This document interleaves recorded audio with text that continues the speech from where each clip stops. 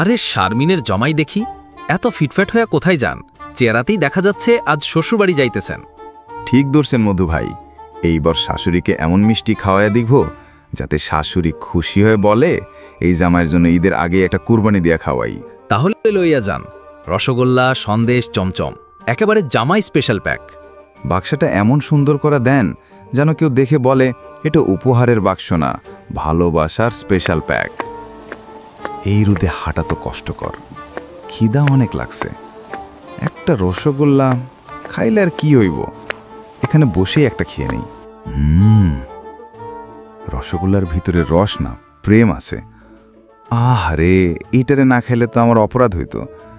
একটা খাইলে বিয়ে হয় না। ওহ তুই, আমার তো বিয়ে হয়ে গেছে। বাকি কয়টা গুনে খাই। ও মা, খালি সব মিষ্টি গিলা ফেলছি। এবার তো শ্বশুরবাড়ির লোকজন রসগোল্লা না আমারে ডুবাই দিবে। এটা কি করলাম? কি করি এখন? আবার যে কিনে নিয়ে যাব টাকাও তো নাই। আরে দূরে তাকাই, ওই তো লাউ ঝুলতেছে গাছে।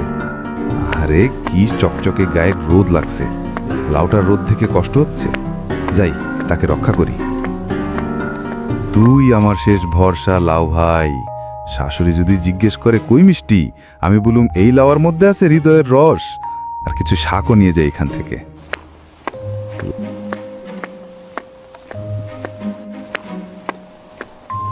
কি জামাই, এত দেরি কেন? আর হাতে এটা কি, লাউ নাকি? এই লাউই তো উপহার মা, বিশুদ্ধ অর্গানিক লতা থেকে তোলা, সোজা ফসলের জমি থেকে ইম্পোর্ট করা হয়েছে। আর বাক্সের মিষ্টি, ও কি বলবো মা, কি যে গরম! আসার সময় রাস্তার গরমে গইলা গেছে। আসার সময় যে পেট পূজা করে আসছো তা কি বুঝি না। এত খাবার তোমার কই যায় বাবা, দেখি না।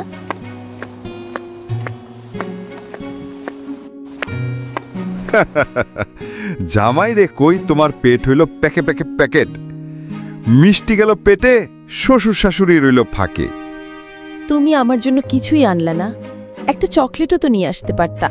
শুধু একটা লাউ নিয়ে চলে এসেছো মুখ তুলে। তোমার কি লজ্জা শরম বলতে কিছু নাই? কত সুন্দর তরতাজা লাউ, কতদিন লাউ চিংড়ি খায় না। জান বাবা, বাজার থেকে বড় বড় সাইজের চিংড়ি নিয়ে আসুন তো। আমার লাউ আপনার চিংড়ি সেই স্বাদ হবে। জান জান, এখনো দাঁড়িয়ে আছেন? তোর জন্যই লাউ আনছি, অনেক টেস্ট, খেয়ে আরাম পাবা। ভালোবাসার লাউ, আই লাভ ইউ। সুন্দর করে রান্না করবা, বুঝছো? তোমার হাতে খেলে লাউ রসগোল্লা লাগে। বাহ, কত সুন্দর রান্না, দেখে জিভে জল এসে যাচ্ছে। কি সুন্দর ঘ্রাণ এসেছে। চলেন দুই ভাই মিলে একসাথে খেয়ে নি। ও সরি বাবা, চলেন। এসব হালকা মিস্টেক, এসবে কান দিবেন না। Concentrate on food. তোমার কোনোদিন আক্কেল গান হবে না দেখছি, শুধু বারো পেট ত্যাগ করে খেতে।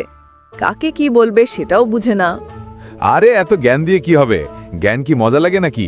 খাবার মজা লাগে। ওই লাউ, আমার লাউ।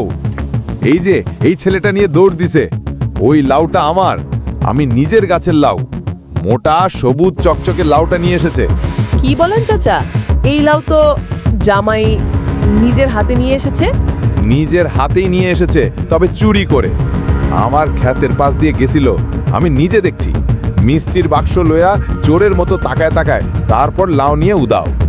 চাচা, আমি তো ভাবছিলাম ওই লাউটা মানে গাছে ঝুলে থাকা সরকার কর্তৃক পরিত্যক্ত লাউ।